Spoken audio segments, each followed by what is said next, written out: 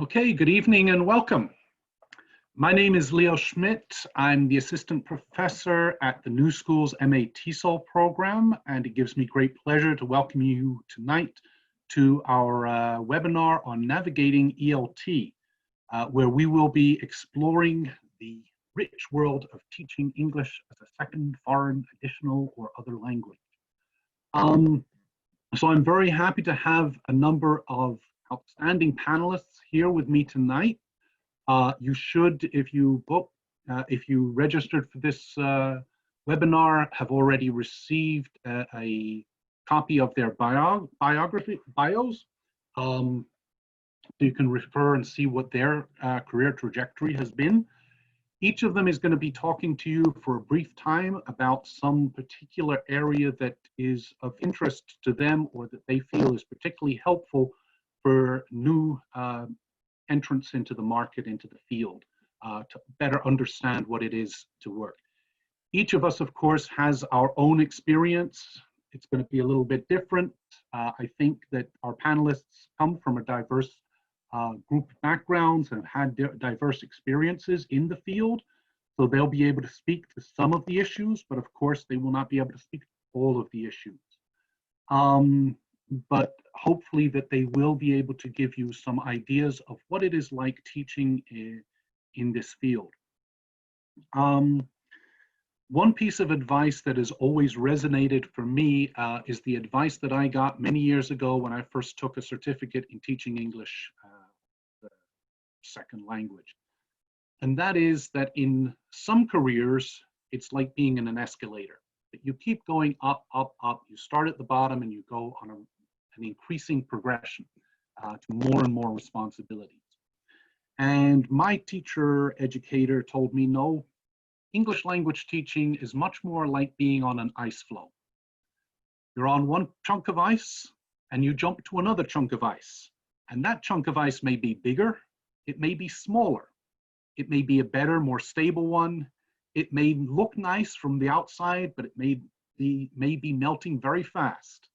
And in the 30+ years that I have been in this field, that has really resonated with me. I feel that that is very true. You move from one job to another job, from one position to another position, and there are some great positions out there, but stability and progress and predictability are not the hallmark of this profession, I think. But perhaps our panelists have other experiences. I hope they've had in some ways more positive experiences. But I think that that kind of speaks to some of the issues. So tonight we're going to address a number of different topics. The first panelist is in Vietnam, and I think this also speaks to the diversity in the field of geographic location. There are obviously many jobs outside of the United States, outside of the New York City area. And so Cody Buscarin may or may not be able to join us because it's 5 o'clock in the morning for him in Vietnam. So he said he's going to try to wake up at that time, but I said I would not hold it against him if he could not. So what I'm going to do is I'm going to share a video with you about his experience in teaching online, because this is most of what he does. He lives in Vietnam, but most of the students he teaches actually live in Latin America. So he actually included 2 parts of the video, and I'm going to post the link in the chat. I'm going to post the link in the chat for the whole video, but I'm going to play just about 5 minutes of the video about a second part. The first part is about working for other companies. The second part is about starting your own company. So I'm going to go ahead and share that now.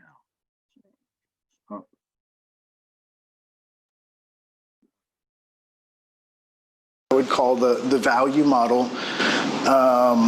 See how fast I can do this one. Yeah, it's basically content marketing, right? Now what I do with my time is I create content. I've got a website, a YouTube channel. I've got an Instagram that I don't really engage with, Facebook that I don't really mess with too much. But basically, you set up you publish valuable content on whichever platform you decide. Maybe you want to be a blogger, you know, maybe you create web pages. Maybe you want to be on YouTube and you create videos. But you create really valuable content, stuff that's going to help people learn English. And then you build up an audience. You build up an audience of followers. And again, it doesn't matter which platform you want to be on. It could be a podcast, could be anything.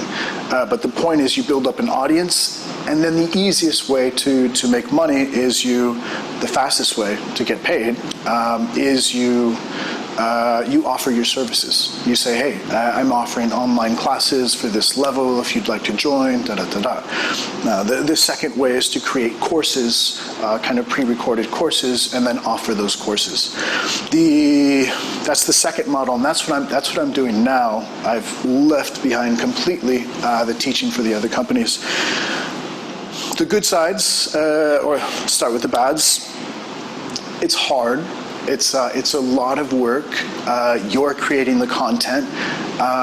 Initially, I would plan the lesson, shoot the lesson, edit the lesson, upload the lesson, create the thumbnails, create the descriptions, engage in the comments, and create other freebies for people to download, respond to their emails. It's hard. It's basically like creating an online school. And I didn't make a single, like not $1 for the first 2 years. I taught online, and I taught at centers in Vietnam, and did this part-time at night. So it took me 2 years before I made a single dollar. So those are the downsides, or some of the downsides. Maybe one more is like you're online, your face is out there, you know, whether you like it or not. And some people can be cruel. You know, I get some cruel comments sometimes. They're generally nice, but not always. So you have to kind of have a thick skin and be ready for that. Yeah. The positives, again, you have the location independence, though I don't really buy into that so much. I've been in Vietnam, in Ho Chi Minh City, or in another city, between two cities for the past 4 years. So potential for making more money than now. I am making more than I was making with teaching in person or teaching for those two platforms. But again, it was like 2 years of nothing, and now a bit more. But the other thing is like my income varies a great deal, right? It can go up, it can go down. I can make money one month and then lose a little money the next month. So it's also a little bit tough. And you're a business owner, you know. So it's the other downside is like you create everything, right? It's nice because it's like I don't have to teach their crummy PowerPoints, but it's a lot of work. Yeah, it's a lot of work.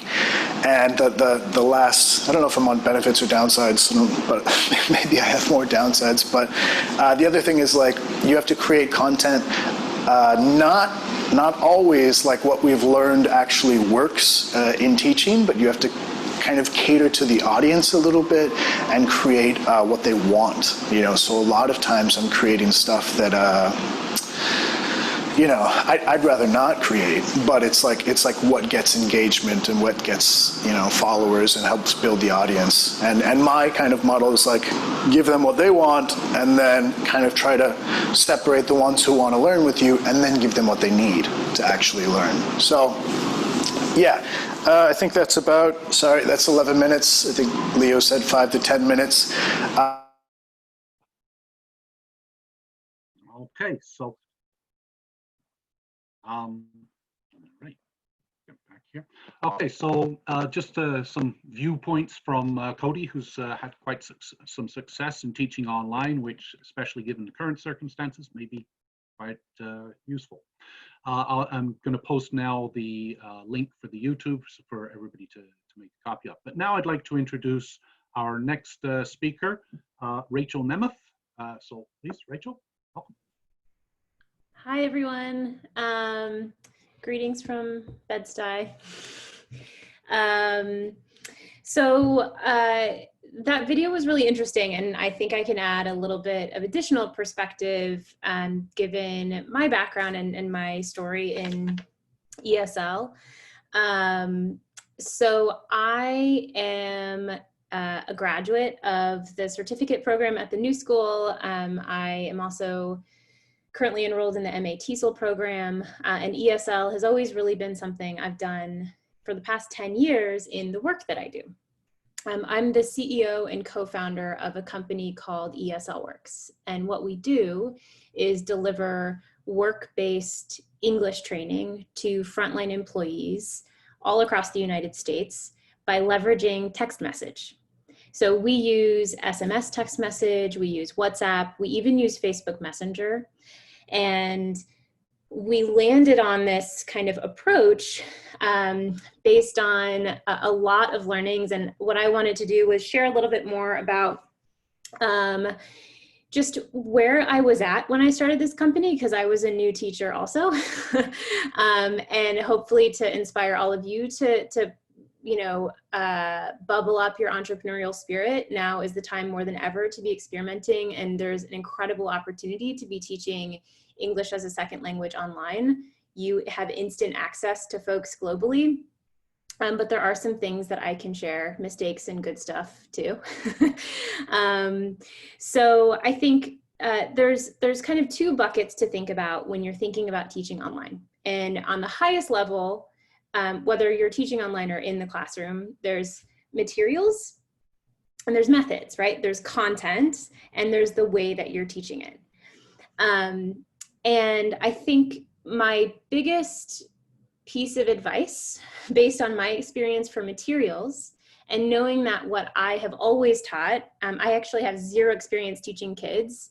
Maybe one day. I only have experience teaching adults, and I only have experience teaching adults in the workplace, specifically in manufacturing facilities and restaurants. It's my background also, in addition to teaching ESL. Don't reinvent the wheel. Save your creative juices for those moments when you really need to cater to your students, right?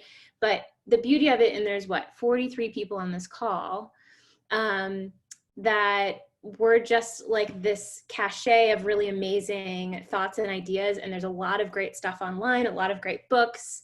So I would encourage you to go out and do some research and collect the materials that have already been created and use those first.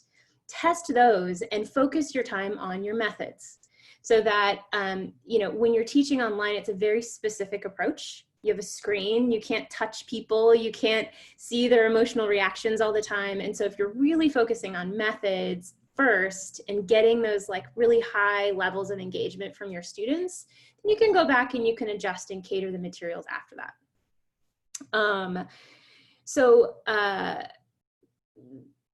When it comes to teaching over text message, I will share my email, and I'm happy to connect with all of you about the ups and downs of that. And that's sort of another conversation. But when it comes to teaching online, which is what we've been doing for the last 3 years at ESL Works, I think there are 3 big takeaways. I heard in that video a lot of pain. It does take a lot of pain, but being a teacher in general takes a lot of iteration and a lot of adjustment. And so I would encourage you to come into this being as agile as you possibly can. No, there is no rule for how to best teach online yet. This is a very new industry. So come into it feeling comfortable being a trailblazer. You should be doing things differently. I got a ton of criticism for teaching over text message, and now we have over 100,000 users, and we're all across the country, and we get tons of amazing feedback from our students. It's weird and it's not perfect, but nothing is. So I would say when it comes to teaching online, be creative and be okay with breaking the rules. At the end of the day, what you're doing is you're catering to your students and making sure that you're delivering your materials and your methods in the way that works for them. So if they love live teaching and they hate going on to an LMS platform, typing in answers, then think about that and think about why that answer is. There's no real yes or no or right or wrong when it comes to online teaching. I would also say there's 2 more things The second is I would encourage you to, when you're thinking about online teaching, you are an entrepreneur, you should be charging for it. So know your price, know your hourly rate or your flat rate, know what you're going to charge for prep. My recommendation would be to charge a little bit less for prep. Makes you look good. Charge for any materials or things like that. I normally don't charge for Wi-Fi when I was charging online. So there's a couple of things you can throw into your deal, but know your price. The online ESL market is very hot right now. And there's a lot of opportunities specifically to teach students who are about to enter the workforce. There's a lot of folks who got laid off who are sitting at home ready to be educated. And the last thing is to determine what your metrics for success are. Learning online is very different than learning in the classroom. And so for us, for example, we have 3 metrics for success.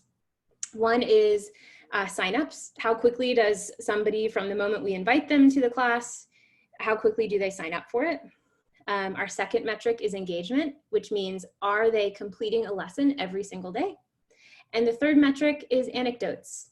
So when we reach out for feedback, we have a scale of whether it's positive or negative, and we do a bit of a sort of temperature test in the company every week, or every week now. We used to do it monthly to make sure that we're satisfying the needs of our students. So that's my time, but if anybody has any questions, I'm happy to chat with you over email. I'm an open book. Thanks. Thank you so much, Rachel. Okay, so the next person I'd like to introduce is Linda Wesley. So Linda, please tell us about your experiences. Can everybody hear me? Okay, great. Like you said, my name is Linda Wesley, and I'm looking around and I'm pretty sure I'm the elder teacher here on this panel. So the first thing, I'm coming at this at 2 angles. One, that every experience that you have, whether it's teaching related or not, can and probably will benefit you in your career. And the second one is to quote Ross from the famous Friends episode when they were trying to move the couch. Is anybody familiar with that scene when they were moving the couch down the stairs and Ross was constantly yelling, "Pivot, pivot." And so that's a word that is definitely going in my head constantly these days with our ever-changing chosen career. So I want to go back a little bit in those 31 years to give you an idea of what I mean by all of those experiences benefiting you. First of all, I never had any intention whatsoever of being any kind of teacher. I was a photojournalism and Spanish double major in my undergraduate. My only plan was to become a newspaper or magazine photographer. I finished my undergrad, got a job at a newspaper, wasn't thrilled with it, but while I was looking for another job, I got an offer to teach Spanish, which I didn't have a teaching degree, but I had those qualifications in the Spanish area. So I started teaching. After a year, I realized that that was really what I wanted to do. I wanted to keep the photography going, but that was going to be my focus. And so I did the things that I needed to do to become a teacher. Again, that was 31 years ago. I taught Spanish for 6 or 7 years. I went back and got a master's degree at night. You know, I think a lot of you may be doing this where you teach all day and then drive at night to your classes and feel like a robot. I was a robot for 3 years. But during that time and for several years after that, I was a K through 12 itinerant teacher, which if you've ever experienced or studied pull-out instruction, that meant for me driving around the county and traveling to up to 8 to 10 schools a week. My classroom was in a suitcase because I needed to be ready to teach kindergartners and then 8th graders and then 12th graders and back to kindergartners. So I had the rolling suitcase. Went back to Spanish for a few years when my knees couldn't handle the kindergarten chairs anymore. And then finally, when we went up to Penn State, where Angela, who will be speaking to you later, we met Leo at Penn State. And that's where I was introduced to intensive English programs, IEPs. So I was there for 9 years. Let's see, after about 9 years, I followed Angela out to the University of Oregon. She blazed the trail. And I had specialized in teaching the lower level students, the very lower level students at Penn State. And so was brought on to do that at University of Oregon's IUP as well. Interestingly, after a year, we'd traveled cross country from Pennsylvania to Oregon, and in less than a year, my husband was offered a position to teach back in our home state of Tennessee at a local university. So we came back, and much to my surprise, I was offered an opportunity to stay online as a full-time employee for the University of Oregon. So my online work began 6 years ago, but even that has made such a huge pivot.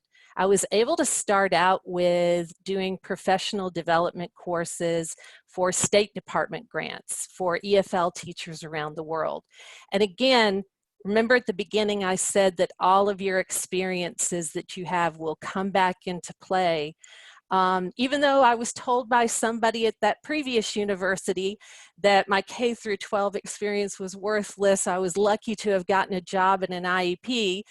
That was the same thing that helped me become an online teacher trainer for professional development, having that experience working with K through 12 teachers so that I could work with the teachers of young learners, the teachers of teens and preteens, and also have the empathy of a teacher who had taught a language that was not my native language, and to deal with all of those insecurities. Just like everything else in our field, after a couple of years, those grants have not been as abundant as they were 6 years ago. And so started doing some pivoting there. One of the things that I've been able to do online is bring back that journalism experience, all right, and apply that into editing. We started in our program doing a lot more publishing, not only of documents or ebooks for people to read, but also the more and more we were creating MOOCs and online courses and wanting to apply those editing eyes to that. And so I was able to bring in that experience to that right there. Another area, having specialized with lower level learners, I started to work with readability and how to adapt materials. Well, first, how to analyze and figure out what level of readability different things are on the CEFR scale of A1 to C2. And so again, bringing in those skills. Somewhere along the way, my supervisor at the time thought that my editing skills meant that I knew something about accessibility, making sure that we were creating documents that were accessible to all kinds of learners, whether they be hearing impaired, sight impaired, all of that. I didn't know a thing, but I was willing to learn. Again, that pivot. And so in the last few years, I've become kind of the go-to person for accessibility for our courses. With my interest and former career in photography, I've kind of molded and adapted that into being able to do video and audio recordings that are much needed on a lot of our online work. Until these last 2 terms, I had not taught online in our IEP or our AEIS program for matriculated students because those were all on site. But now with COVID-19 and everything being online, I'm coming into that too. Another area that was helpful to me is being remote and not teaching classes on site. That also afforded me the opportunity to be able to travel more easily on behalf of my program.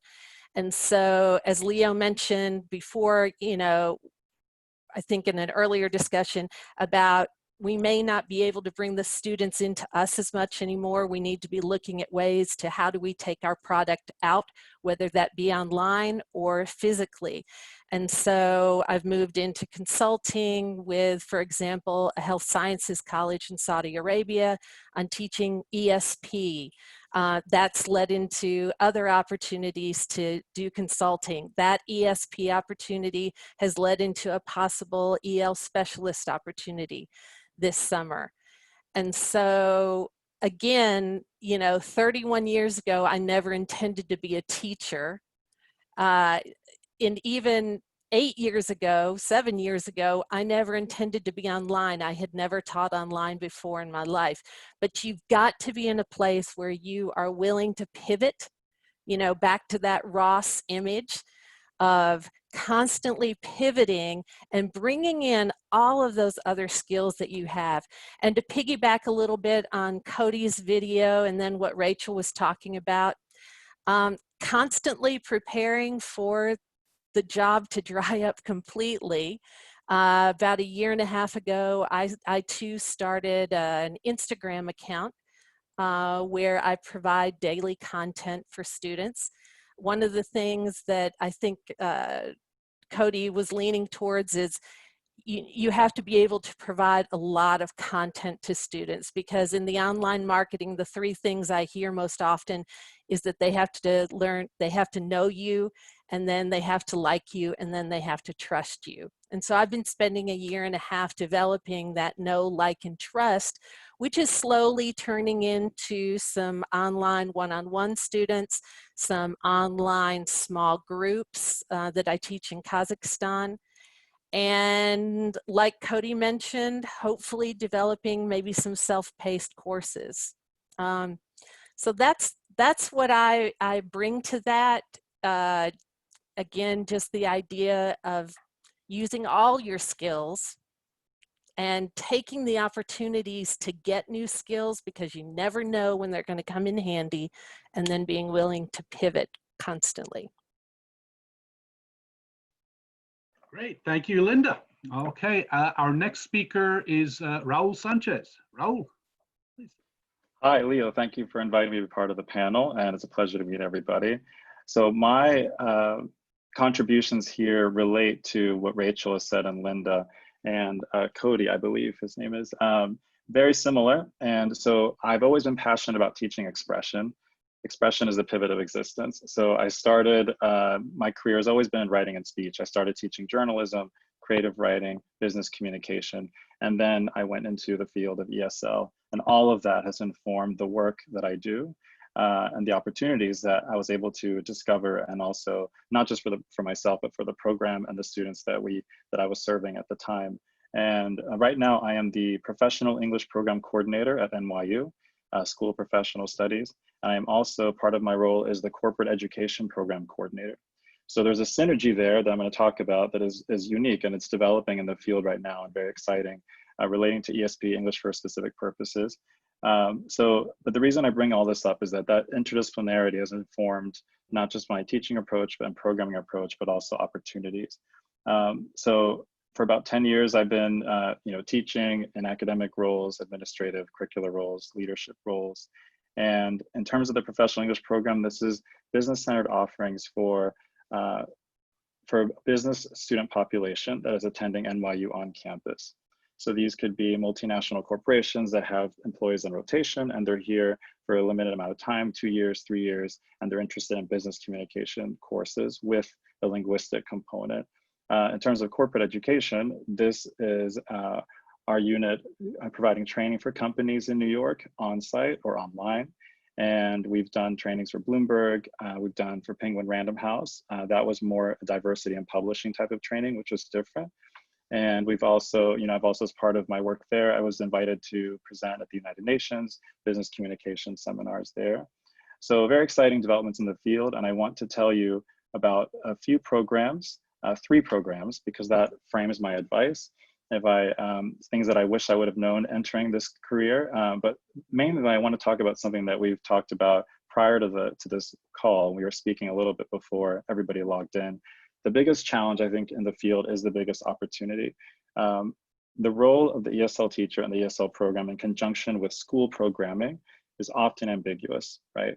It's often very ambiguous what value the ESL professionals and programs can provide when they're working, with program development, policy conversations in the larger unit of the school or institution. But now I see that changing. I see that content area teachers and ESL teachers are working together, developing programming critical for international student success, because we are in a globalized economy, right? We are in a globalized market, and professionals are becoming more global every day. And so the programs that I want to talk about involve this synergy. And so one is the Global Business Leadership Program. This was something I developed at NYU. And the program combined English language instruction with specialized content training. So in the morning, we had our English language faculty provide the English language instruction. And then in the second half, in the afternoon, we had these distinguished guest lecturers come in from public relations, entrepreneurship, leadership and human capital management. We had finance, business law. So the program was a hybrid program between our English language department and the Division of Programs and Business. And it was very popular, and it still continues to this day. Although now my role has morphed into other areas, that program is still existing and longstanding, and we have agents that recruit for that program actively. The other program that I want to talk about is a program called ACE, the American College Experience. This is for high school students. And the idea is this program serves two purposes. One, it helps international high school students with the college application process. So writing the personal statement, navigating the visa process, financial aid. And then the other part of the program is acculturation. So how do you succeed in student life at a US university? What is the US education model? How do you participate effectively in class? How do you email effectively? How do you apply for internships? So this was a new creation in the market that we created, and also was very sustainable. There's a sustainable market here because high school students are always applying, and it's very challenging when you're doing it abroad. But there weren't a lot of formalized programs for that at universities that we studied. And this program is also continuing today. And the last one I want to talk about, and then I'm going to get to my advice, the things that I've learned in the course of this, my career, and these three programs in particular, but overall, is a program we did with Bloomberg last fall called Advanced Pronunciation and Fluency in a Business Environment. So initially we had on our website, we did have courses, our regular courses, then we had course shells for ESL tutoring, for example. So I spoke to the dean and I said, I think we should rename that specialized corporate instruction. We can still offer the tutoring, but I think we should also offer a specialized corporate instruction. Our price point was very high, being NYU, and I felt that we needed to give some value back, and this might attract a new market. And sure enough, we got a lot of inquiries from Microsoft to Bloomberg for executives that don't want to be in a classroom with other students, but they do need this training. They do need training in pronunciation and fluency, business writing, negotiation skills, for example. So that was a pivot point for us. And we successfully launched a program for Bloomberg last fall, and he repeated it twice. This is one executive, and he's now going to bring his team in for corporate training. So there's a channel there, hopefully a feedback loop there. And so the reason I bring all this up is because my advice, and then one more thing I want to talk about in terms of online education, and I have a timer here, so Leo, I'm keeping track. There's a lot of research right now talking about upskilling and reskilling employees. So, but what's interesting is that even though all these changes in employee readiness for the workforce, they're driven by AI and new digital business environments, but the gaps aren't digital skills, but behavioral skills. So in other words, this is where we can provide the communicative linguistic training that is unique to our specialization in our field. This is an opportunity that we have right now. Also, another article, and I would recommend looking it up, is called Corporate Education Will Never Return to the Classroom. Came out recently from Forbes, and the dean forwarded that to me and said, what do you think about this? So we are going to go full speed with corporate education online in the fall, and we hope to reach a global market now at this point. So we're very excited about that.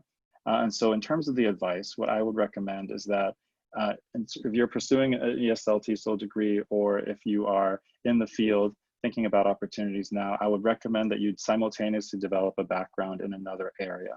That has been invaluable to me in my career, whether it's business or the humanities or another content area. That will serve you well. It will diversify your portfolio. It will open opportunities for you to pursue teaching in this new trend of cross-disciplinary language support and bridge programs. So I would say that's very valuable. a diverse specialization, another area can enhance your teaching, of course, but also the opportunities and the marketability of your skills. The other thing I would recommend is that you attend conferences outside of ESL. We all go to NICE TESOL, the National TESOL Convention. I will see you there. We go to all of those, but attend conferences in other areas. So I'm also attending business conferences, and when you're there, it may seem like you're a fish out of water, but actually they will look to you for expertise, because their expertise may not be in cross-cultural communication. It may not be in serving international language or international professionals. So I would recommend that as well. In terms of the resume, detailing any experience you have outside of the field. So putting in work experience, administrative experience that may not be related to ESL particularly, but it actually might position you for a program coordinator position later, or a position teaching in a hybrid program, or being part of a hybrid program. And the last thing I would say, because I think I'm out of time, right, Leo? So the last thing I would say is that two qualities are very important right now. I would say one is remote adaptability. This is a lot of studies are listing this now, of course, in our current time, that you have to be adaptable. You have to be nimble, ready to teach online, in person, or both, delivering the same content in both formats, depending on the audience. And the other is that I would say passion. You always want to keep your passion, because it allows you to develop an instinctive skill in an area. So I would say, what are you passionate about in addition to English language teaching? That is going to drive certain opportunities and certain resources that you can develop of value to institutions. I'm here as a resource as well. I always, I connected with Rachel before we met, because I saw that she was posting on LinkedIn things she was doing with ESL Works. I would recommend also posting on LinkedIn, other channels, things that you're doing, because others will notice, and you're positioning yourself again of what you can provide, what value you provide in the field. And that's opened up another approach. Instead of what you necessarily looking for, what value can you provide for others? And it does come back. Thank you very much, Leo. Okay, great. Thank you, Raul. Okay, so our next speaker is Ching Ling. Ching, are you ready? Ching. Hi. There we are. Okay. Okay, good afternoon, everyone. My name is Ching Ling, and I want to thank Leo's invitation and the new school commitment to presenting different perspectives on this topic. Originally, I was not sure what contribution that I can make in terms of providing tips and the advice to teacher candidates who are entering in this challenging job market. But here I am because I want to share my perspective in the hope that together we can represent the field in its more complex pictures. Just a little bit about myself, since identity does play a very important role in how we navigate in this field. I'm a Taiwanese native, and I have been living in New York City for more than 20 years. I first taught social study in a New York City high school, and then ESL at secondary and higher ed levels. I currently teach TESOL and bilingual education at the Touro College, and a little bit of admin and a little bit of teaching. But nowadays, a lot of my time is dedicated to research and advocacy, mostly through my volunteer work at NICE TESOL and TESOL International. Okay, in order to talk about my experience, first I would like to engage everyone in a mental exercise, but due to the time constraint, I want to ask everyone just respond internally in your head. So let's say if you are employer who is hiring people, what kind of candidate you will be looking for? What would be your ideal candidate? And of course, this will very much depend on what kind of institution you are working at, whether it's P212 or community-based or higher A.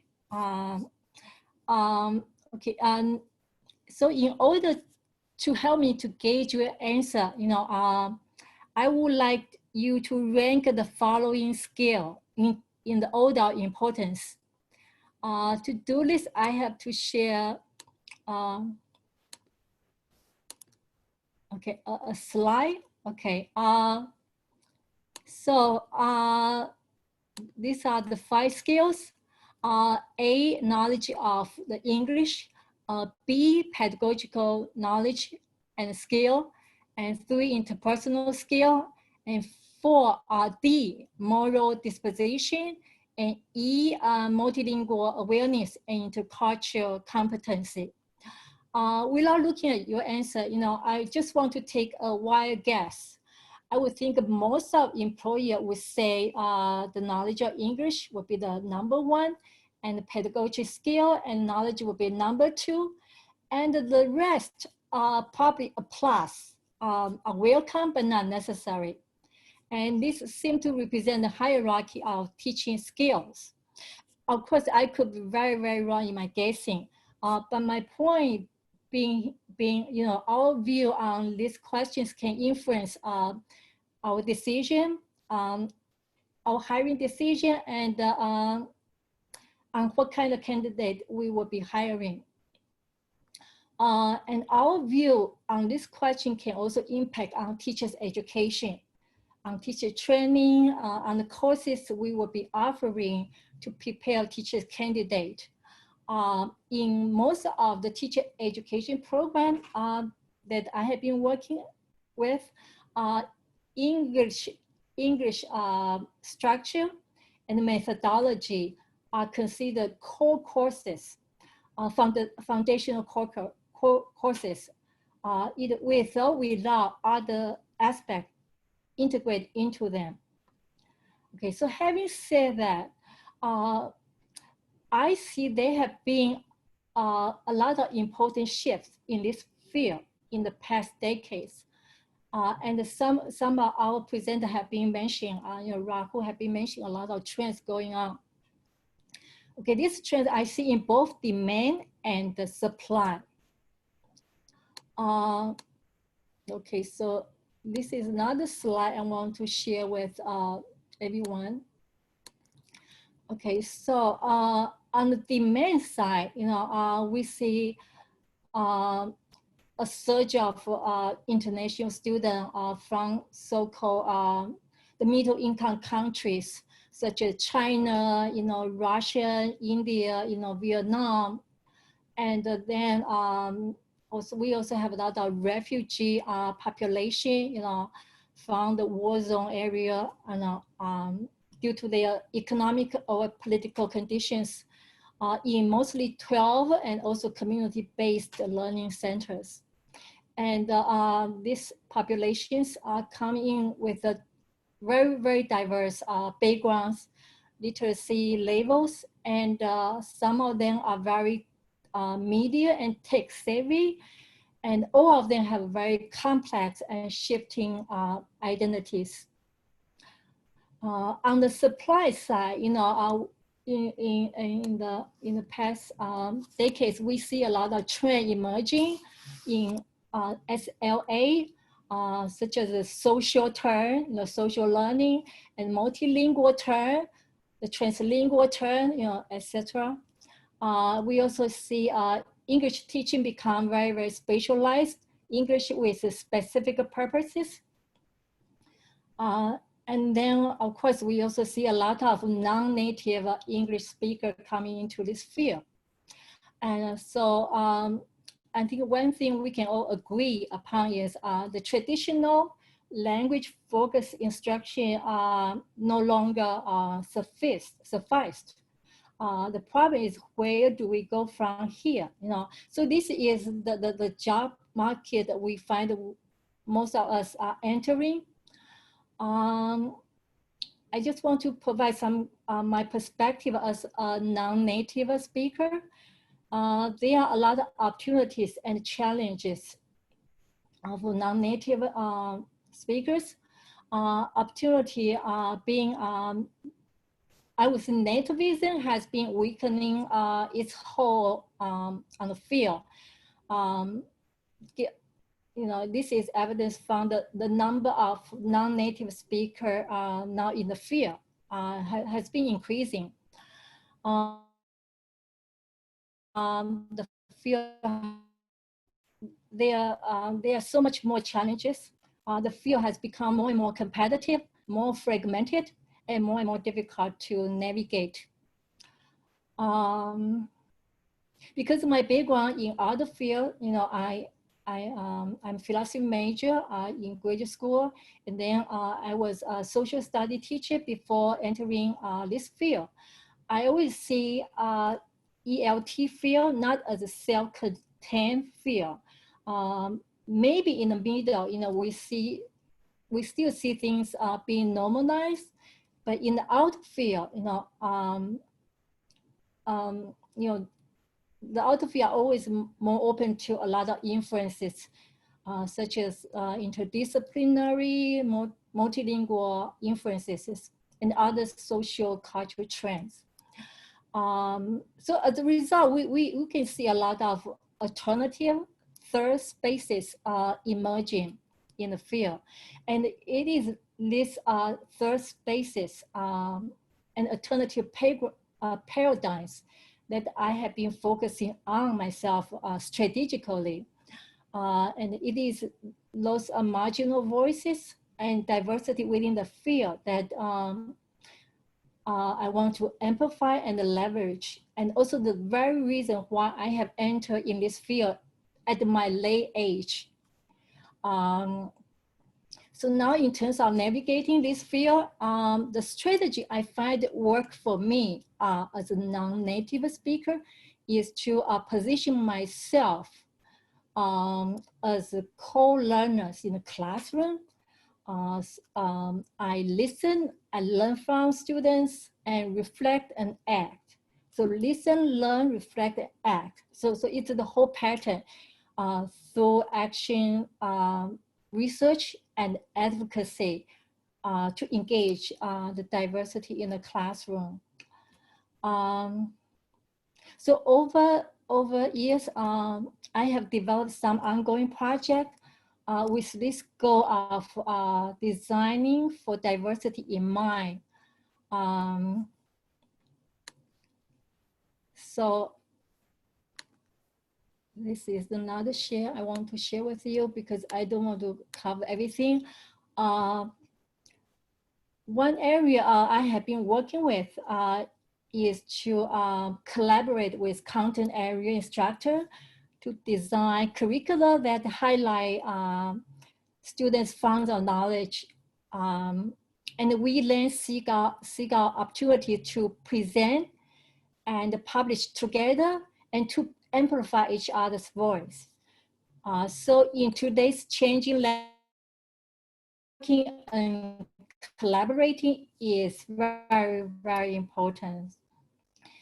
Another area I want to mention is I put the premium on intercultural competency in the classroom.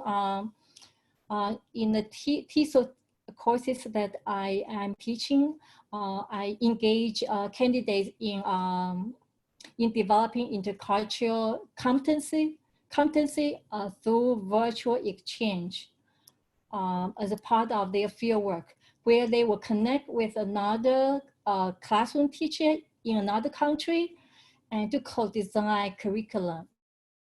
I mean, to make the culture among students. So I'm going to stop here. So I want to share with you my email. You know, please feel welcome to contact me and let me know if we can continue this conversation.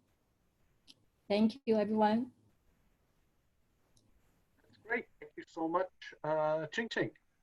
So our next speaker now is going to be Mark Algren. Mark, are you there? You ready to jump in? Mark. I'm here. Stop yelling at me. Sorry about that. I forgot I had to turn my speaker on. Well, good afternoon, everyone. My name is Mark Algren, and I'm guessing that many of you, most of you, maybe all of you are in New York City, but I'm not. I'm coming to you today from the University of Missouri in Columbia, We're way out in the heartland. It's been a beautiful day out here, and it's really fun to end it with all of you. Leo and I worked together at American University of Sharjah. I don't know, gosh, that was 10, 15 years ago, something like that. And Linda, I'm going to steal the crown away from you for being the oldest person present, perhaps. This is my 41st year in the field. I started in 1979. I was a native speaker and qualified to teach English in Hong Kong. And I learned very quickly, like in a matter of weeks, that that formula does not work. So I ended up coming back to the US. I'd made a 3-year commitment, and I broke it after a year because I knew that I was incompetent. As wonderful as my students were, and I still actually hear from a few of them, came back to my little town in Illinois, found a book about ESL, and I'd be darned if I can remember the name of it, in a little college library. And page after page, I said, wow, I wish I'd known that on October 14th. I wish wow, people do this for a living. They really know what they're doing. So ended up at Southern Illinois, master's degree in the field, went to Saudi Arabia, about 14 years in the Middle East. And much of the rest of my career in the United States was at the University of Kansas. And now I've been at the University of Missouri for the last 5.5 years. A lot of my skills, I think, lie in administrative work, and it's been fascinating to listen to the wide variety of interests that people have talked about here. Of course, you have a lot of opportunities in New York City that we're not going to have in Columbia or in even smaller places than where we're at. Even though the University of Missouri is a major research institution, over 30,000 students, obviously Columbia doesn't even approach the population of a borough of New York. So, we don't bring in the people that you all do and the opportunities that you have. But what I'd like to take just a few minutes to look at is sort of where my career has taken me, but the things that have gotten me there. And as a person who sits on the side of the desk that makes decisions about who may or may not be hired, what I think gives you opportunities. I think, Raul, you spoke to a number of things that I think are really valuable, and I'm probably going to end up repeating some of those words, although perhaps in some slightly different words. The first thing that I would suggest is that you allow yourself to take on new assignments and take advantage of new opportunities. Any opportunity you have to develop your knowledge base and your skill base is going to serve you in the future. I think, Linda, you even mentioned that about, the things that I learned that I don't think are going to be of value in the future. Well, they're probably going to come around again at some point. There are a lot of things that I've learned over the years that were valuable for me, sometimes a few years later, sometimes many years later. It's not just reading or keeping up with the field. That's one part of it. Going to the TESOL conferences, that's another part of it. Part of it's networking. As Raul mentioned, you're going to go, if you go to TESOL conferences or conferences outside your field, you're going to meet people that you're going to maintain contact with, and you're building that network of people, and you help them make contacts. So when I was first in Saudi Arabia in 1982, I was asked if I'd be willing to take on some administrative duties. I was happy to do that because it's a strength of mine, and I did a good job with it, and it's led to other administrative responsibilities. But I was also asked to take on some opportunities in computers and language learning. Well, obviously in the early mid-late 80s, that was really the early part of it. I learned some things, but I learned a lot, and then I came back and used all of that. That background in technology is what led me into my involvement with TESOL, which I'll come back to in a moment, with the association, through the intersection, through the call intersection. So allow yourself to take advantage of those. As an administrator who makes hiring decisions, when I've listened to occasionally people on my staff or people that I've talked to at conferences say, well, my department asked me to do this, but they're not going to pay me anymore to do that. think, yes, they are. They're paying you a lot because you're getting an opportunity. And who else is going to give you an opportunity to undertake doing something you have no idea what you're doing and support you while you're doing it and pay you to do it? So maybe not being paid more, but wow, what great opportunities you have. That ties into professional development, more formalized professional development. Conferences are one part of it, but yourself making a presentation to people about things that you know. And when people come to listen to you, don't be afraid to tell them what you know. If they have come to you and they're sitting at your feet willing to listen, then that means you're probably the smartest person in the room. So be proud of that. You have something to share with other people. There's so much that you can do with professional development opportunities. One of the things that was so stressful to me during the time that I was in Saudi Arabia, that was at a time there were no professional associations, there were no professional organizations in the country, and we didn't have access to them. In fact, they really didn't even exist in the entire Gulf region. That started to develop in the early 1990s.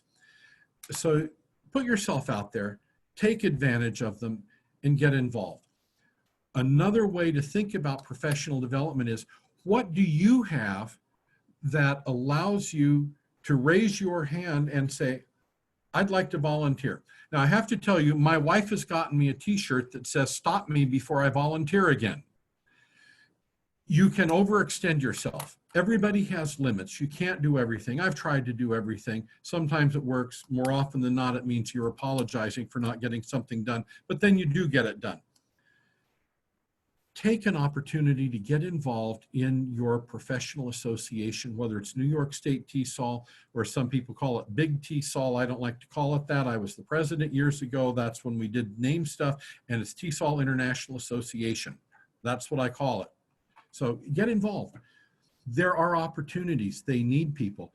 Do you like to write? Write something about what you know. All of the newsletter editors that I hear are begging for people to write something to fill up their newsletters. So take some time to write. The more you write, the better you get at it. The better you get at it, the higher up you go. You'll end up writing a book chapter. I've written 2 or 3 of them. They'll drive you nuts, the editors and the people that come back and say, you've got to do this. But get involved and do things. Volunteer to be a leader. Volunteer to help. Associations run on their members and their volunteers. But first of all, you have to know your stuff. You've got to be good at the teaching and all of the work that classroom activity involves. Then get involved in your unit, get involved in your department, get involved in some way, and take on new responsibilities. As the person who sits on this side of the desk, if what you have to present is, I'm an outstanding teacher, I think, well, everybody who's applying for this position is probably an outstanding teacher. If you've made it to the interview, you are going to be an outstanding teacher. And then the question becomes, so what else you got? What else do you bring to the table? And when you can say, I've been involved in the TESOL International Association, I've been involved in Mass TESOL, I've taken leadership, I've done professional development, I've written, I've done presentations, that's what's going to open a lot of doors for you. It will get you in the door, not just to the door. Develop yourself professionally, take chances, take advantage of opportunities. And then be sure that you're helping others, both professionally, your colleagues, your students, and help the profession, because the profession needs you to speak up. And finally, I encourage you and urge you to get involved in advocacy.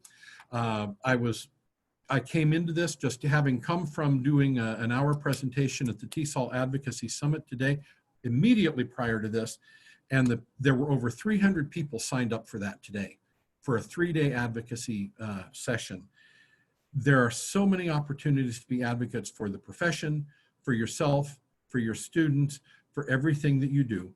And in closing, I want to say, I know that so many of you are either new in the field as teachers or you've been teaching for a long time. And I heard my wife say this once, and I corrected her. probably the second time I corrected her in my life, and she let me know never to do it again. But if you say this, a collocation, if people are talking and they say to you, so what do you do? And you say, I'm just a teacher, I'm going to smack you silly.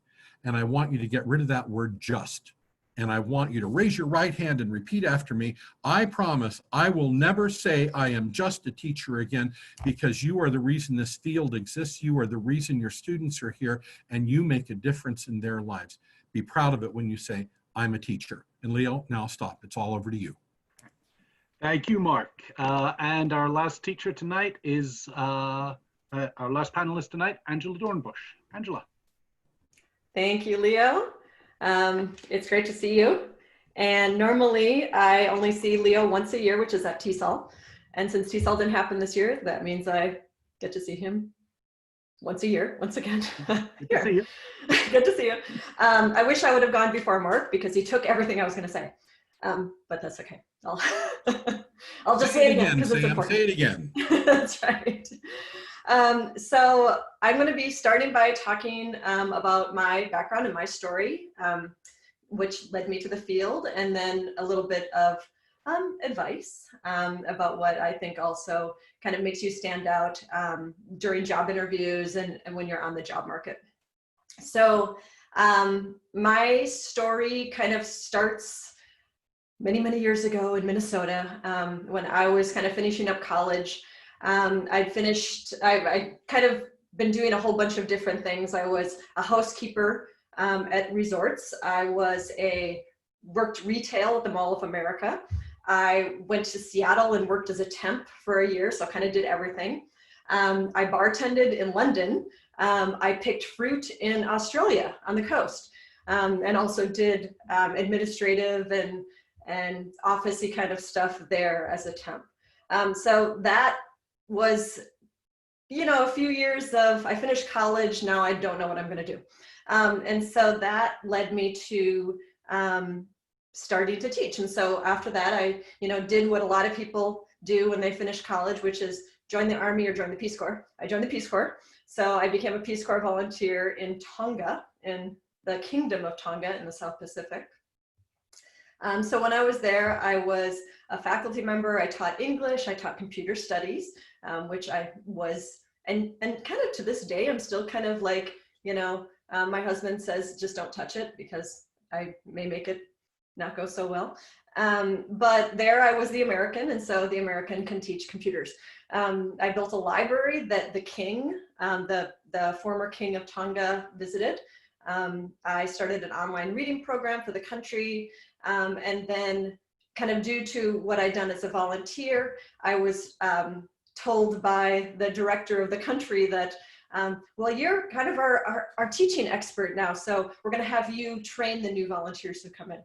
And I thought, really? The expert? Okay, well, sure, I'll do it. And so I did that. And so I was a trainer at that point. I then left the Peace Corps. I traveled around the world for a year.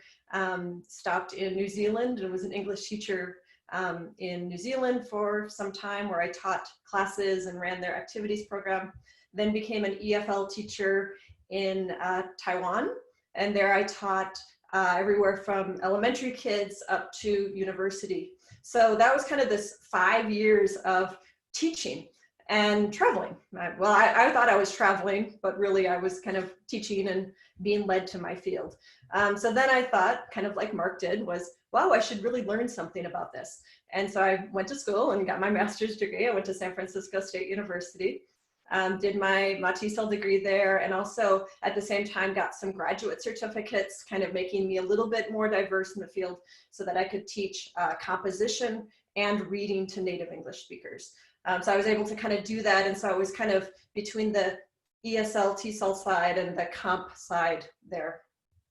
As a student, again, just like many have said, the idea is to really kind of take advantage of everything you can do. So I was a teaching assistant in both the ESL classes and the mainstream composition classes.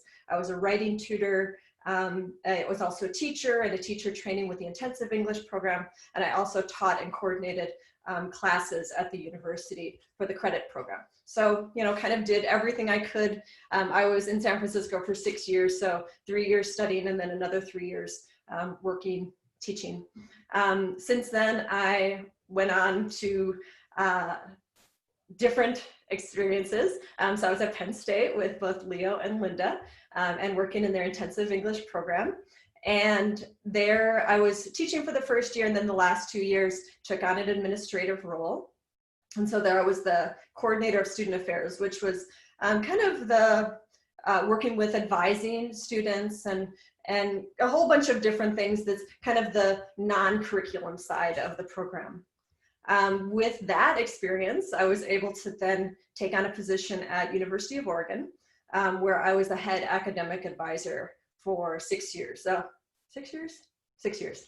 And so that was an amazing experience that I wouldn't have had if I hadn't been at Penn State and taking on already this student advising and coordinating position.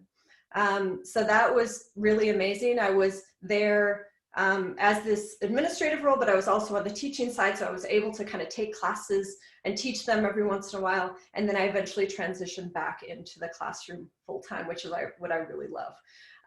But again, during that time, it was kind of, like Mark had said, just kind of doing anything you can do, getting all the experiences you can, taking advantage of all these opportunities. So kind of during that whole time, I volunteered with this program in San Francisco where I helped elderly residents to become US citizens. I was a teacher trainer for a TESOL program for Chinese medical students.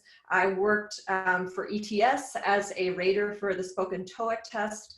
I've advised graduate students with their final portfolio at university. I've coached international graduate students on interview skills so that they could prepare for the job market. So kind of anything you can do. And then most recently, of course, with this move to online education. I didn't have much experience with online education, so last summer I joined a summer teaching institute at the University of Oregon.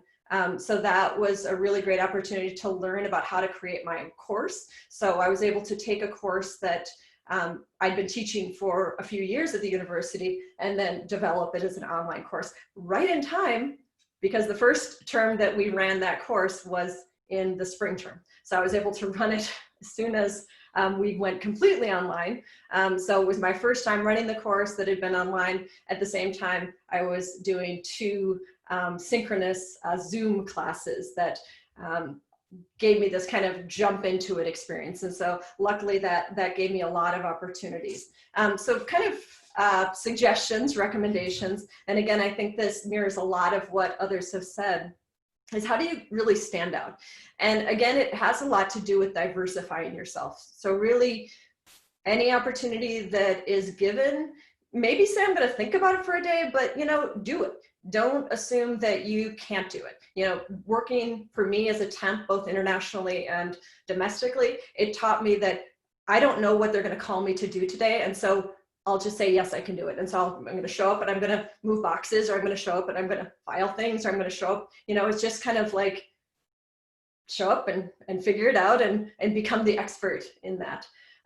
So, if you can get extra qualifications and credentials, if you can teach a variety of classes, it's really easy to kind of get stuck with, well, I'm the oral skills person, but do more, okay? Be able to do variety of levels, do those things that have always kind of scared you. Develop your own classes. So working with IEPs, I was able to develop a lot of elective classes, things that were interesting to me that I thought would be interesting to the students. At the university, this last few years, we've developed a whole IFIG program for our students, which is the International First Year Interest Group, which they'd never had a system like this at the university for the international students. It had always been the domestic students had this program, the international students didn't. And so we created this whole program for them. Take on administrative work. I'm the first one to say that I love teaching, and I kind of, every time I'm given the opportunity to do an administrative job, I kind of go kicking and screaming, but it's in my head, and outside I'm like, yes, I can do it. I will do this job. And that is what kind of leads you to being able to stand out as the expert in X, Y, or Z.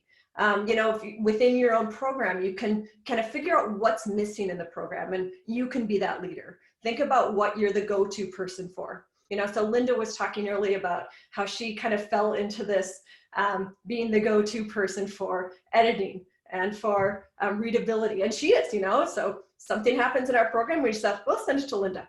You know, she'll fix it, she'll figure it out. Because, you know, being that go-to person in your department, are you the reading person, or are you the person who has a really great relationship with students? As the head academic advisor, I was the go-to person for every single student problem that happened in my program. And at one point we had about 900 students. So, you know, it was a lot, but, you know, people are seeing you as this expert and the person who can help them. Think about in your institution. So how can you be the go-to person there? Or how can you kind of stand out? I love working at a university. You know, for me, I'm like, I get a free education every day. We have amazing people. We have famous people. I got to see the Dalai Lama, you know, I mean, like these people come to our university and I get to go and see them speak. And so taking advantage of lectures and presentations, serving on committees within the university. So I've recently, for the last about 3 years, I was on the study abroad program committee, which was an amazing experience. I met people from all across the campus, and I was kind of the international student expert there, even though this whole program was talking about students going outward. And so this is for the domestic students and international students who are studying abroad. But, you know, to get to know those people from across campus. But finally, kind of standing out in your field. And so again, if TESOL's kind of your area, what can you do there? They are continually sending emails to who can volunteer to do this or that. And so I started as a reviewer. I've been an award judge. I was for 5 years on the TESOL, well, still on the TESOL PACE intersection, so program administration intersection. And at one point, Linda and I were the co-chairs of that. And now I'm the, what am I? I'm the strand coordinator, have been strand coordinator and strand assistant coordinator for the program administration and evaluation strand. So, and again, that was this thing where they said, oh, well, we want you to do this. So when the strand started a few years back, they contacted me and said, you're the expert in program administration for TESOL. And I said, oh, I am? You know, okay, well, and so they said, so would you like to be this coordinator? And so, you know, and so, yes, you know, that sounds like a interesting opportunity. It's certainly a lot of work, but it also is something that kind of gets your name out there. And then again, just doing as much as you can, kind of just in this, when I was the head academic advisor, kind of there were all these extra experiences and opportunities I was able to have, which was pretty great. So kind of in that 6 years where I was doing, well, 6 years where I was doing that, I attended like 30 conferences. I delivered like 40 presentations. I was able to kind of do a variety, also TESOL, but also NAFSA, which was a really interesting kind of conference group to work with. It's very similar, but, you know, it kind of made me interested in, you know, maybe I want to get a master's degree in international relations or international affairs. I mean, they're just so tightly connected. And again, as Mark stated, you know, write articles. They're always looking for people to submit articles to the newsletters and the journals. And again, take on those roles if you can. There's just so many, starting with just being, starting with being a reviewer, and then, you know, you can get on these other committees and really do some great work. I know I ran out of time, sorry. Thank you, Leo. Thank you, Angela. Angela, you have 7 days to turn in your expression of interest to be on the board. Oh boy. All right, so thank you, Angela. Thank you to all of our panelists for their input and their views. As I said, I think, you know, they share, you know, so clearly there's a, you know, there are similarities, but each of our panelists tonight has looked at this from a somewhat different perspective, have had different career trajectories, have gone through things somewhat differently. And I think that kind of plays up a key part of the whole ELT field, is that there are so many different ways that teaching English language plays out around the world, that it is not a one-size-fits-all, that there's not this monolithic approach, and certainly that there's not this monolithic job, right? It's not just teaching English in a classroom. As most of our panelists, I think, have kind of touched upon at least, there are other things that you need to do. You need to pivot. You need to go and look at other elements. It's not just, as Mark said, you know, what you can do in terms of teaching. Ching Ching also referenced this, you know, that the knowledge of English language structure and pedagogy are not the only things that make a difference here. So I know that can be, you know, kind of frustrating when you're looking, you're saying, okay, I've worked so hard to understand how language works. I've worked so hard to, you know, improve my teaching skills. Now I have to go and keep doing more. And let's leave aside the ethical implications of our economy and that you constantly have to be scrabbling your whole life. But yeah, that's, you know, that's the field. And, you know, I think the rewards of the field are enormous. I mean, the you know, and that's not sadly usually something financial or in terms of prestige, the rewards are not huge. Let's face it.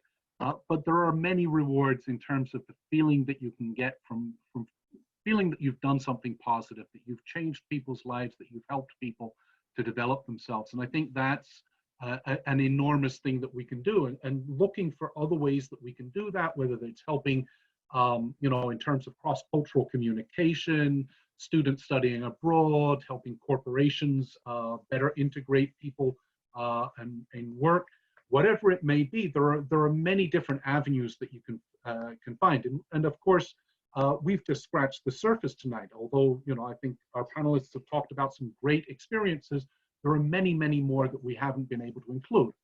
So I'd like to stop there now and open it up for questions. At first, I'd like to ask you, the panelists, for any general questions. If you have specific questions for panelists, what I'm going to do is I'm going to ask all our panelists if they don't mind sharing their emails. I will share that with any attendees tonight, as well as any resources that they feel are particularly useful for people in the field. And I think most of our panelists are quite open, quite happy to share their views, and certainly welcome to email me. Mark's already put his email up there. So you can certainly email our panelists directly if you have specific questions, but if anybody wants to ask a general question right here and now, please let us know. Any takers?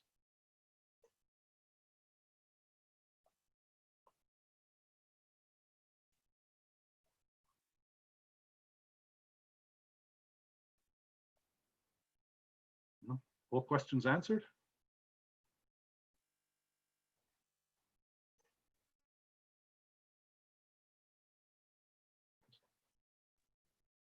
Perhaps people are typing their question.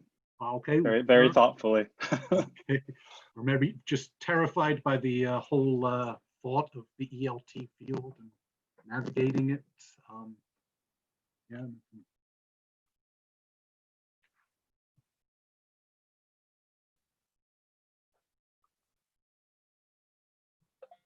You have a great opportunity to ask people who have a lot of experience in the field all sorts of questions. This is your chance.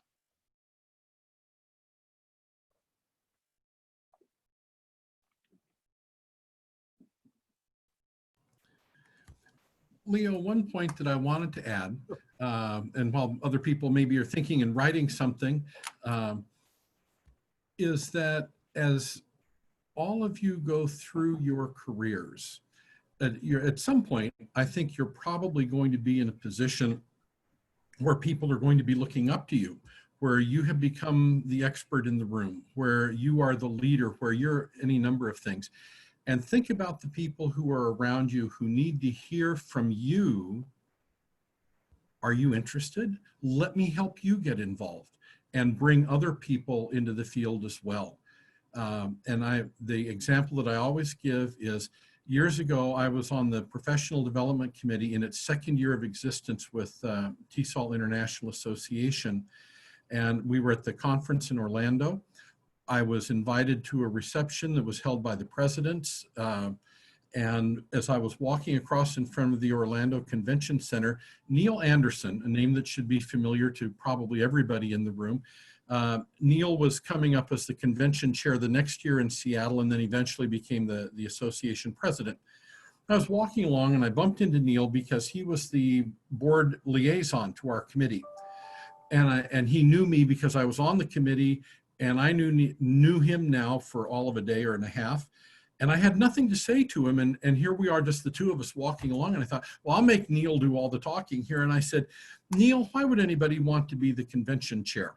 And he looked at me and said, why, are you interested? And he just turned it right back. And you bring people into things that way. So don't ever miss an opportunity to bring somebody else in. They need to hear that from you. Okay, great. Thank you, Mark. So we do have a question, I think, here from Sebastian. He's been somewhat transient traveling teacher, now back in the US with his family. What advice to settle educators give an applicant that is yet to settle down? So coming back from overseas, I know a number of us have gone through this. You know, that can be quite a challenge when you've taught overseas and then you're coming back to the United States, looking to stay in the field. Not always an easy task. Any thoughts on that?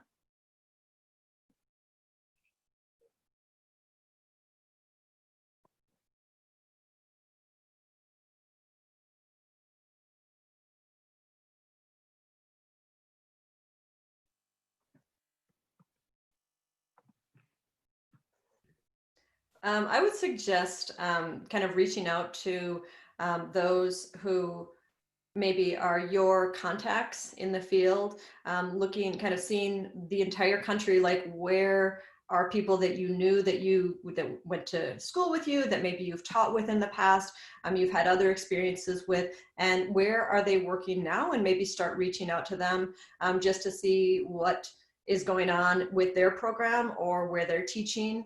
What are the advantages and disadvantages in looking at that area? Just kind of as a start, just kind of starting with what you know and the people you know, and seeing what's out there for you. Mm-hmm. Yeah, I'd agree. I think one of the things that I found coming back from overseas, if you've arranged a job it's much, much easier if you can get a job before you come back, but it's also much, much harder to get a job in the United States if you're overseas. So many people who have taught overseas, Americans who return to the United States, you know, you come back without a job, and unless you're independently wealthy, that's a problem, right? So getting a reasonable job in the ELT is a struggle in the best of times, and when you have to move, particularly with your family, that's going to be even harder. So it does take a lot of thought. I've known many people who've come back who have worked several years, and myself also worked several years outside of the field just to be able to support my family, because the competition is very, very hard, and the jobs are not always as easy to find. But as Angela says, yes, you want to reach out, find out what is there, find out what's happening in the community, reach out to professional organizations like TESOL or the local TESOL affiliate, find out what the local immigrant advocacy groups are doing, and what kind of need there is for language teaching in the field. So those are all, but it can be a significant process making that shift coming back. Anybody else want to? Yeah, I haven't lived overseas. I mean, I've done work overseas, but it's been short term. But having served on a lot of hiring committees, I think one thing that I've noticed is sometimes when people have worked overseas, they may or may not have kept up with a lot of the requirements. For example, with accreditation, with CEA, things like that in the field. If you come back and apply for a position, for example, in an IEP, I think it's really important to do the homework of what kind of requirements those programs are working under, because that can be really evident in a hiring situation, Yeah. especially in an interview. And I see Leo and Mark nodding their heads. So that's, yeah, just in that area specifically, but overall doing your homework before you go into those interviews. Yeah, and you know, if you do go overseas, and you know, Mark and I were on a panel a few years ago at TESOL talking about this, and one of the things we strongly recommended is while you are overseas, do as much homework as possible. Make your connections if you're planning to go back to your home state or another state, wherever it may be. Make the connections, get to know what's going on. The more you know when you come back, the easier that transition is going to be, and the more likely you are to be able to actually stay in the field. We have another question on a somewhat related note here from Simona, who's taught German for almost 20 years with a master's in German, and is thinking about how hard it is to switch gears and start teaching English now. Do you think she would need an MATESOL, or would a certificate suffice in her experience teaching another language? What are your thoughts on that? I might suggest that you take a look at the CEA standards for faculty, because I think you've probably got a lot of great experience. You know about language learning, language teaching, that's your baseline. But there's a certain body of knowledge that you need to have. And I think a lot of programs are going to reference that, whether or not they're CEA accredited. CEA, their URL is cea-accredit.org. Look up the standards, read the one about faculty, and you may have some shortcomings, but you know, you can always fill in a few gaps with a course here or there. There are things you can do. But I'd say, yeah, it's certainly something we would consider. All right. Anybody else? I'm just going to add to what Mark said. I think that was excellent. I started in teaching Spanish language and literature. You know, that was part of what I was doing in addition to journalism, and I was doing a lot of different things, like a lot of you have said, where you're not sleeping very much, but you're loving what you do.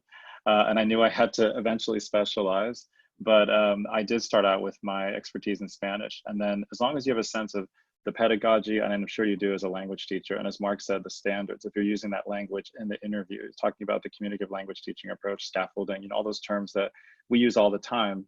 But I know that they will be looking for to have a sense that, okay, you are able to transfer your knowledge from a Spanish language teaching classroom to an English language teaching classroom. So I think, just echoing what Mark said, I just want to say that it is possible because I did transition from a different language teaching background to English. So yes, it's possible. And I think what Mark said was very important, the language and staying up to trends with accreditation and standardized elements also. And it works in reverse as well. I think I mentioned that I'd been a Spanish teacher and then I went ESL, and then for a few years I went back to Spanish, and I was an infinitely better Spanish teacher based on all of the ESL training I'd gotten. So yeah, like Raul is saying, you know, being able to transfer those skills from language to language is key. I also didn't decide to invest in a master's until 8 years into teaching. So it's a big expense, especially nowadays. I think a certificate is a great start.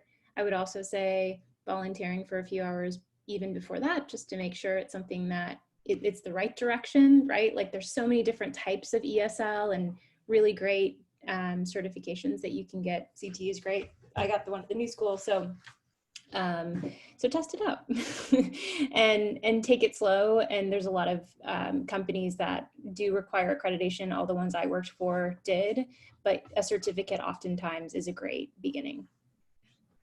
Thank you. Yeah, I think, you know, and I'll just chip in. I think that there are certainly going to be some places that will look, they really want something, an MATESOL or an applied linguistics degree, and very rarely will they accept anything else. There are going to be some places like that, but there are also going to be other places that will look more broadly. And I think, you know, particularly a master's in teaching German with experience in teaching German, you know, there are going to be places that will take that seriously. But, you know, as the point that quite a few of our panelists have made tonight, it's not just, yeah, you're a good teacher. That's good. But what else do you do? Right. And so the more you're able to demonstrate that, yes, I've been successful in teaching a foreign language, and I think I can shift that over to teaching English. And I've also done this, and I've also, I've learned more about digital literacy, or I'm widely published in second language acquisition, or I've been very much involved in ACTFL, for example, or whatever it may be. That the more things that you can make yourself a promising candidate, somebody who really is going to stand out, those are going to kind of make the MA-TESOL less of an issue, not completely a non-issue. There are going to be some places, I suspect, that will insist on an MA-TESOL or an MA or applied linguistics, but there are going to be other places that will not, and that's where you get your foot in the door. That's where you have your opportunities, and then you start to build your skills in teaching ESL. And as a couple of our panelists have said, volunteer work and starting off in some of the community centers can be a way to build your skills there as well. Mary Beth asked about having a certificate and not having an MA. I would say it largely depends on where you're looking. Mm-hmm. Remember that in higher education, the master's degree is probably the coin of the realm. For our program, if you don't have a master's degree, don't apply. There are many other places where having a certificate is going to be great. So just be aware. Where do you want to go, and what's the expectation? Yeah. And Simona asked about whether it was easier to find a job in K through 12 or higher ed right now. I would assume that K through 12 is definitely a broader field. We're pretty open about this. We've had beyond dramatic cuts in the higher ed programs over the last few years, whereas the needs in K through 12 continue to grow. Anybody agree, disagree on the panel? I agree with you, Linda. I think K through 12, if you're teaching ESL, K through 12 is typically much more stable. Depending on immigration terms, and let's not get too political, but certainly the immigration trends are significant, and ESL demand in the schools it remains high. So K through 12 is certainly a much more stable, whereas higher education, international students, and what's happening, the trends. I was on a panel a few years ago at TESOL talking about this, about these are having devastating effects all across the country in terms of what's happening to university programs. There are university programs that have shut down because they just don't have international students in the last few years. And I suspect that we may have a better idea of where we will be in a year or two, but it's hard to be very optimistic about the long-term trends. Do not seem to indicate that university jobs teaching in intensive English programs or other work with international students are going to be booming anytime soon. I don't anticipate it myself. Mark, I know, also does a lot of work on this. If the pivot analogy doesn't work, I know some of us have been advised to have plan B, plan C, plan D, plan E. We're running out of alphabet letters for, and so keep jumping on the ice floe. Yep, I'm going to be using that, Leo. I'm totally stealing that. I wish I could remember the teacher trainer. She gave that to me. That was many years ago. Yeah. We need to end on something a little more uplifting, though. Yeah. So, I think, the realities of the field are that there are a lot of challenges, and these are practical challenges.